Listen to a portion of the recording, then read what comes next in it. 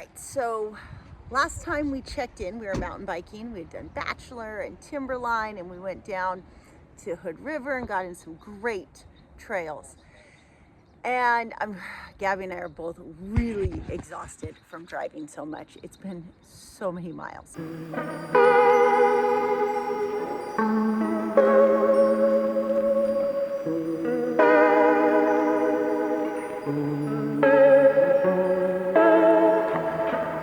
So we're supposed to go all the way up to Leavenworth.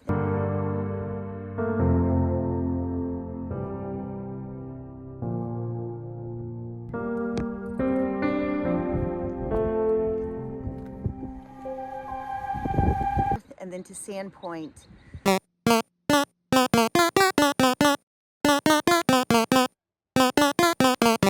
But we stopped and kind of contemplated, like, should we just turn around here and head back towards Utah?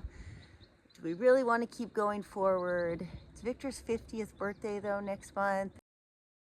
And we're kind of excited to all be up in Sandpoint as a family. So we're really torn, really torn. But one night I went to bed, I was like, you know what? I just miss surfing so much. We have no plans to go back to San Diego anytime soon. I really don't want to deal with flying to surf. So we decided last minute, like, let's just go to Seaside, Oregon.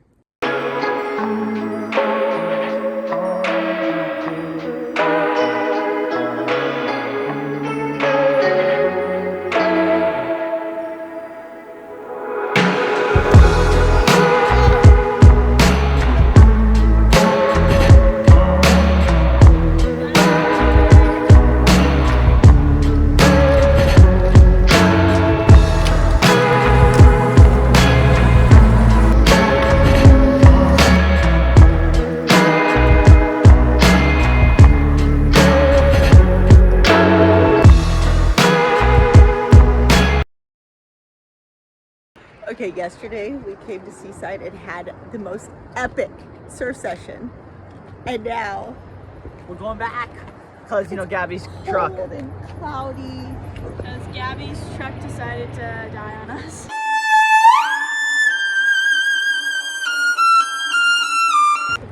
It broke down again, so we had to spend an extra day. Totally didn't break down, it's just that the bearings are cracked like an eggshell. Like, it has 300,000 miles on it.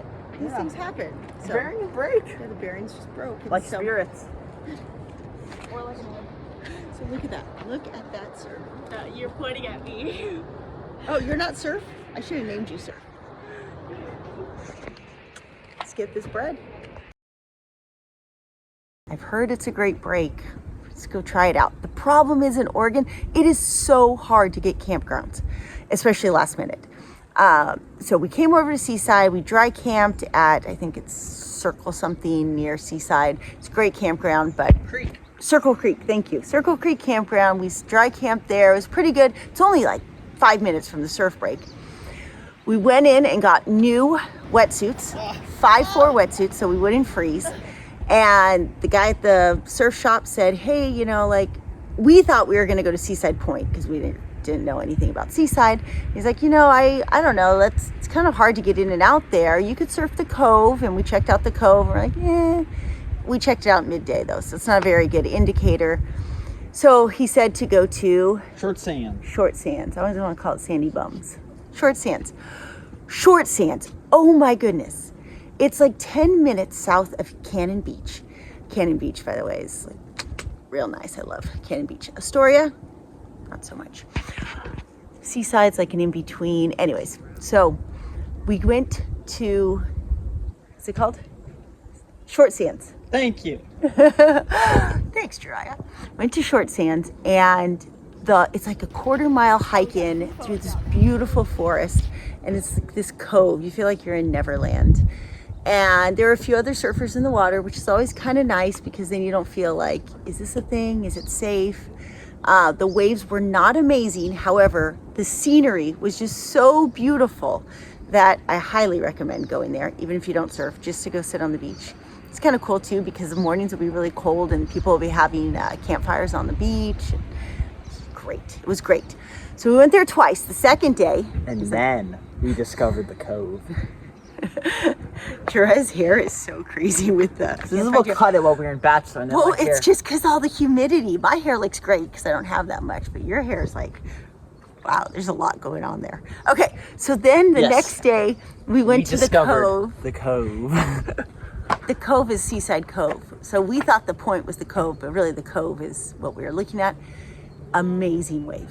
It was... It's a really, really good way. It's was kind of like so a good. Pavonis style where like... It really felt like we were back in Pavonis. It'll peak up at this one nice spot because Seaside's really famous as like a really long left, but that's like really far out the point when the cove is in the cove, so farther in. Now they say in like winter swells it'll start from the point all the way in the distance and like wrap around. And I was really depressed to be like, oh, we weren't actually serving Seaside. But the cove is really cool because it was still was like not as famous as really long left as Seaside. It was a still good really long left. Yeah. It was So really we cool. discovered Seaside. We're so excited. Yeah, Jiraiya's it's like, we great. need to come back here more We often. need to go our And I- boards from San Diego, but I don't know how to do that. Okay, so we were leaving town yesterday, and Gabi was hitching up her trailer, and her truck starts making a really loud popping, grinding, some weird Popcorn. noise. And I was like, well, let's just try to drive on it. And we went about 5 miles before she's like, yeah, this is not going to work. So she drops the trailer, go find a mechanic, which was really hard to do. It was like 3 p.m. yesterday. Finally, like jumps, like goes to one mechanic, then to another mechanic, then to another. Finally find one that says, okay, I can get the parts tomorrow. So we are right now waiting. I didn't mean to, we need to say what's wrong with her truck. We don't even, so basically the bearings are cracked like an eggshell. Yeah. And they're, when they hit certain angles, they're catching on it and like flicking the pieces of metal, which, and when she says she just drove around a mechanic, they're in Fort Stevens. Fort Stevens is like the uppermost northwest point in Oregon. They were here, and the nearest town's Astoria, and that is a very far drive. So she's driving, I'm sorry, the world, but I know you shouldn't do it, but she had to drive from Fort Stevens to Astoria on these really bad bearings. So it's a really stressful point to be like, okay, But like, the universe totally had my back while I was sitting on the side of the road waiting to find out what was going on with her truck. I happened to get the last camp spot at the KOA by Fort Stevens and the last spot in Fort Stevens for the night. So it was kind of cool because we got to camp here for one more night. We got a great surf session.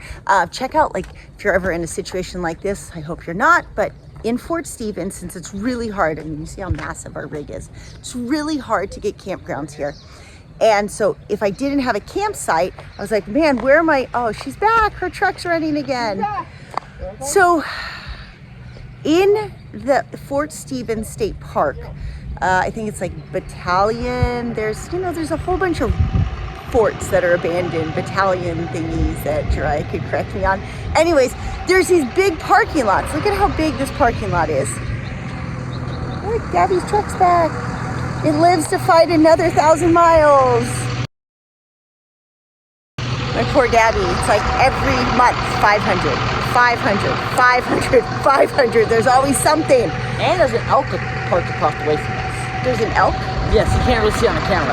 But I just want to state that fact because, there's a surprising amount of elk here. You didn't think that. We actually saw like multiple elk while we were in Oregon. Wrapping up about Fort Stevens, huge parking lot. You can come in, it's free to park here for the day. If you want to park by the beach, it's $5, no big deal. But we parked here, we unloaded our bikes, we went for a bike ride, we went and sat on the beach. I didn't videotape any of it because I was so exhausted from surfing. I just wanted to chill, but I was trying to see the elk. I don't see it. But anyways, it's really, really, really, really amazing. Highly recommend. Truck is running, we're gonna hitch up. And so now we are heading to Mount Rainier. We're gonna go to Mount Rainier. Our goal is to go to Mount Rainier for the next week. Let's see what happens. Up I did. Yes, anyway, so you had the long monologue of us camp parked at Fort Stevens, and then we had a long drive from Fort Stevens, and we had to park at the side of a little road in Enumclaw, and we apparently heard gunshot last night, but that's not the point. The point is, now we're at Black Diamond Open Space, which is a bike park, not like a lift serve bike park, but kind of like Duthie Hill. And it's like, basically you have to go up, but there's always wooden features, all these jumps. I am so excited because we haven't had this smooth PNW stuff in a really long time. We had some at Post Canyon, but Black Diamond Open Space is so famous. I'm so excited right now. Now, I know it's gonna be a little cut all somewhere over here in the YouTube video, but that's kind of the point because last time I told you we were at Black Diamond, and that kind of represents a lot of what Black Diamond was like. we didn't get much footage there because it really wasn't good. I was really confused because I swear, like, if you go research best bike parks in America, you'll see Black Diamond. But I don't like saying I'm wrong, but was I wrong? It was really weird. Like, it was all overgrown, and the trails weren't. It seemed like it got like no more funds were there to keep it alive. It reminded me of the movie Sleeping Beauty, where everyone falls asleep and the vines overgrow all the buildings. Like Yeah, right? it's like Enumclaw fell asleep, and they're like, "Oh yeah, we don't need to take care of the trails," because it had a good base, but it just seemed like a little rocky, like not like pebbly rocks, rounded rocks. So Also, it it was really weird. But you know what was amazing? Oh wait, Tati wants to say something. I just wanted to say, the video that Jiraiya saw, you have to be like really good, even if it was like well kept. The one that we did see that I guess looked good, it was a jump line, and Jiraiya couldn't even do it. So like if you're really good, I guess it's good, but like it's super short, so it's not worth it for like. It's really weird. I would definitely say go Doothie, which is a little more north up. But anyway, and Whoops. yeah, Doothie and Whoops. But of course, those are the best trails in the world. Anyway, yes, from Enumclaw yesterday, after cops tried to tow our whole RV because my dad manifested it. Anyway, we drove up from Enumclaw to Crystal Mountain up the big road, and we're camping at the parking lot. And right now, we're gonna go do a hike.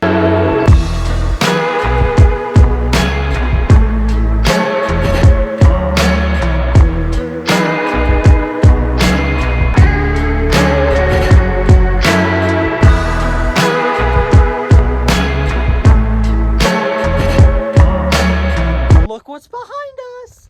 So we hiked up from the base of the B parking lot. There's like two trails you can do. One just goes like away from the gondola, then wraps around. Or you can just take the road, which is actually kind of better because it's steeper. But then at the top, you get the famous views from Crystal. I didn't believe you actually could see that much rain here, but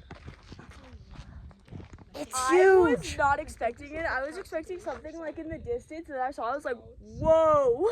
See, I might rethink my decision on climbing that. Yeah, so next year we're planning on climbing it. First I need to say, does it ever seem like they say that thing's 14,000 feet, but they also say some things in Colorado 14,000 feet, when obviously Rainier looks much taller than things in Colorado, so it's really about prominence that makes a mountain cool. And also, I think sometimes they lie. Like, I don't even think Everest is the highest peak on the earth. I mean, I can see that thing back, that's the highest thing on earth. That thing is huge. I mean, we are so high up and it's still covered with clouds.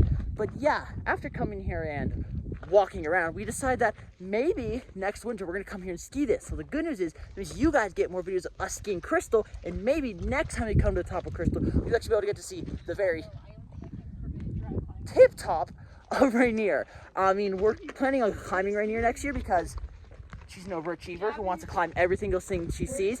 I want to ski down it because there's a famous rock called the Fjord Finger, but I don't have it. Dolph has $0. Yes, Dolph has $0. So I cannot afford the gear I want.